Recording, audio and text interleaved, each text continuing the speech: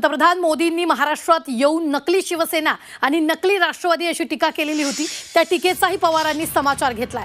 शिवसेना राष्ट्रवादीला नकली म्हणणं हा पोरकटपणा आहे अशा शब्दात शरद पवारांनी प्रत्युत्तर दिले। झी 24 तासचे संपादक कमलेश सुतार यांनी घेतलेल्या टू द पॉइंट मुलाखतीत शरद पवारांनी मोदींच्या विधानावर टीका केलेली आहे।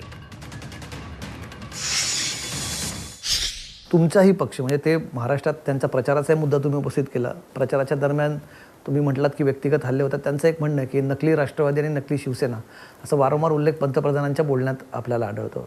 याचा अर्थ प्रधानमंत्र्यांची पातळी कुठे गेली? नकली शिवसेना म्हणायचं काय कारण? शिवसेनेचा एक एकनाथ शिंदेचा वर्ग बाजूला गेला समजू शकतो आपण, पण संघटना तीच आहे ना। आज मी महाराष्ट्राच्या कानाकोपऱ्यात गेलो, मला अत्यंत आक्रमकपणाने निवडणुकीमध्ये उतरले। अमृत नोनी गॅस्ट्रिन, अपचन, ॲसिडिटी, गॅस्ट्रबल ह्यापैकी तुम्हाला कुठलाही गॅस्ट्रिक प्रॉब्लेम झाला, उपाय एकच, अमृत नोनी गॅस्ट्रिन।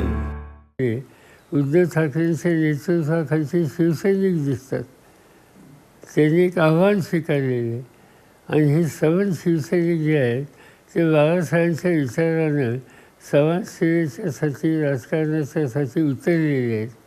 त्यांना नकली म्हणणं याचा अर्थ एका दृष्टीनं शब्द वापरणार नाही, पण दुसरा असता तर मी म्हणलं असतं की हा फोलकटपणाचा आरोप आहे। पण तुमच्याही पक्षाबाबत ते म्हणतात की एक नकली राष्ट्रवादी त्याचं कळेल ना उद्याच्या निवडणुकीमध्ये।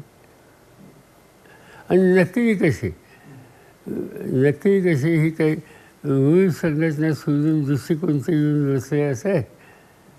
या दोन्ही ठिकाणी ते नकली असं म्हणतात।